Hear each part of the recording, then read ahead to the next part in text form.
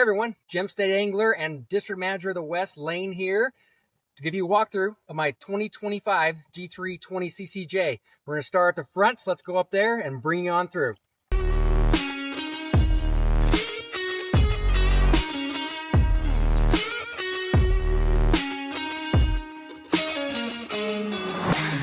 All right, so starting at the bow, we have our power at the bow, and that's a Minn Kota Ultrex 24 or 36 volt Quest. Gives you plenty of power for this boat. I'm running it personally as a 24 volt right now. It's been good for me, but you do have the option to upgrade that third battery and add to that 36 volt so you have more power. So let's jump in. We'll go through the lockers and kind of show you how I've rigged this boat out. Okay, so back up on the bow now. So number one thing inside the boat that I rigged both console and bow are two Humminbird Explorer 10s. Been a great unit. I mean, it's new. I wanted to give it a shot. I couldn't be happier with it, so it's something you could definitely option on your boat. You can see how it's rigged here from G3 with the bracket. It's just nice and clean. And then you got your trolling motor pedal right here with all your functionality, or you can use the remote, but you do always have this attached on the Minn Kota. Coming up towards the back here, the best thing about the CCJ is, or the 20 CCJ, is the storage. And you get lockable storage all throughout this boat. So starting at the bow, you have this drop storage up here. I will note this is not watertight. If you take water over the bow, it's gonna get in here, so only wet storage up here. Anything you don't wanna get wet, we're gonna have to move back to the lockers back behind it. So that's storage one. Again, it's lockable, keep everything protected. On each side of the console, you'll have one of these box storages here, ample size. I can fit my whole bass gear bag in here. It's the extra large Plano outfitter bag, I believe, from Cabela's. Fits in there perfectly. Still closed, it still fits some stuff to the side.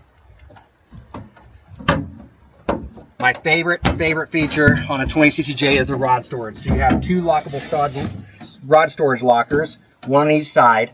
Now, generally from the factory, you're gonna fit a 7-foot rod in here. But if you wanna go bigger, there's a trick to pull these tubes out, pull the end caps off, and then now I can fit my 9-foot fly rods in here. Nice and convenient, and that means I can lock up my fly rods all put together in the boat if I'm staying in a hotel heading on a fishing trip. Come back to the console now here.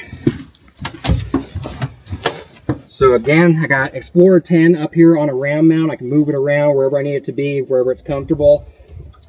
The feature I'll talk about in a moment, but you probably recognize that remote right there. We'll get on that here in just a minute. On the deluxe model CCJ, you do get a tachometer. I'll get a fuel gauge right here, but on the deluxe, you get a tach. Then your master power switches are all here. So you have master power, your lights and navigation lights, bilge pump, forward aerator, just right here under the seat. So you do get a live well here. I generally use that as a cooler. And then your aft live well in the back, show you that in a second. And then your interior lights, which is, there's one located right here, but you can always add more. On this seat right here, it is a swing back. If you are trolling for anything, you can move it to the other position, use your trolling motor, sit backwards, face your rods, whatever you want to do there. On the 18 and 20 CCJ, on both sides, you get these jump seats. Now on the 20, you do get storage underneath. On the 18, you do not. Why the 20 is my favorite is there's just storage everywhere. Jump seats are super nice. You get family in here. You can run and gun and have them in here comfortably. It turns into a nice family boat. Rear live well right here. And then of course in the back, again, this is lockable. You have your access, your master battery for here. I got my pumps in here. Just it lays out really good and clean. You can reach everything in here. So what I'm gonna do now is I'll hop out, I'll flip the boat around, and I'll show you all about the back of this boat and the heavy rigging that I had done.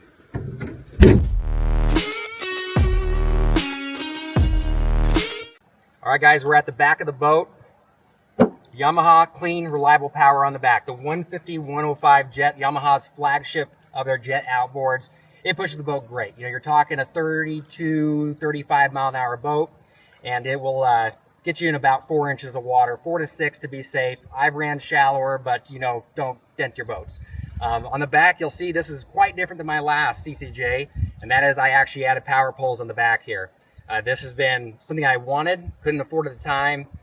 Absolutely amazing to have these on. If you're looking for an anchor system, river anchor systems are very expensive. Now, I wouldn't say you're using these in your heavy currents in the Columbia River, but on these pockets where you're stopping and fly fishing, these things have been a godsend. When I've been bass fishing down the lower river that's slow, I can drop them down anywhere about 5 feet of water and up.